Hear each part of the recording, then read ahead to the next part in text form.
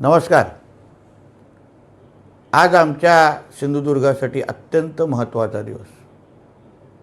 मंत्रालयामध्ये एक सामंजस्य करार आम्ही केला। जोया मरीन कंपनी आणि महाराष्ट्र मेरीटाईम बोर्ड, बंदर मंत्रालय, महाराष्ट्र सरकार ह्यांच्यामध्ये हा सामंजस्य करार झालेला आहे। 150 कोटीचा हा सामंजस्य करार आहे आणि ह्या करारामध्ये जे आमच्या आदरणीय मुख्यमंत्री साहेबांनी जे मुंबई वॉटर मेट्रो जो हा त्यांचा महत्त्वाकांक्षी प्रोजेक्ट आहे, ड्रीम प्रोजेक्ट आहे, त्यासाठी लागणाऱ्या ज्या बोटी आहेत 50 आणि 100 पॅसेंजरच्या, त्या ह्या प्रकल्पाच्या अंतर्गत बनवायला सुरुवात होणार आहे। जवळपास 100 बोटीचा पहिला त्यांना टप्पा दिला गेलेला आहे आणि तळवणे गाव सावंतवाडीमध्ये त्यांनी हा कारखाना उभा करण्याचं ठरवलेलं आहे। या निमित्ताने मोठ्या प्रमाणामध्ये आता रोजगार निर्मिती होणार आहे।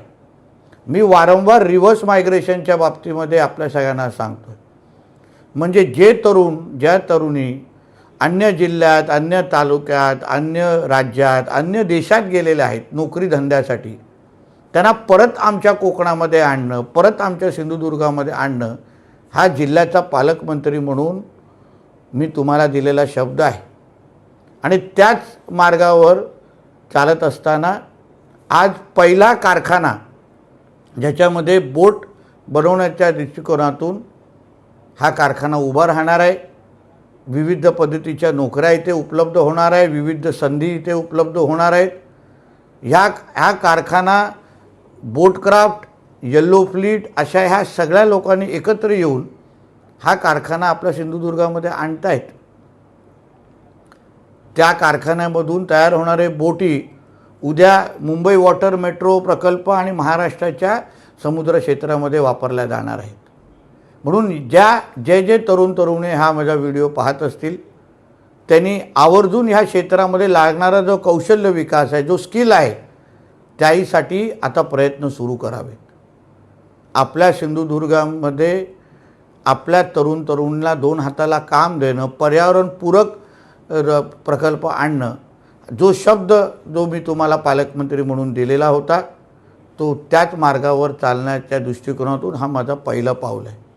अजून असंख्य प्रकल्प जहाज बांधणी क्षेत्रामध्ये, त्याचबरोबर बंदर क्षेत्रामध्ये, मत्स्य क्षेत्रामध्ये, अन्य पर्यटन क्षेत्रामध्ये आपल्या सिंधुदुर्गामध्ये येऊ पाहत आहेत।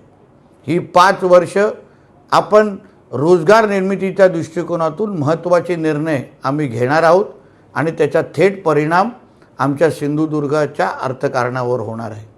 चला मग परत एकदा आज रोजगाराची एक मोठी संधी सिंधुदुर्गामध्ये आलेली आहे। आपण सज्ज होऊया। हा कारखाना लवकर सुरू होणार आहे।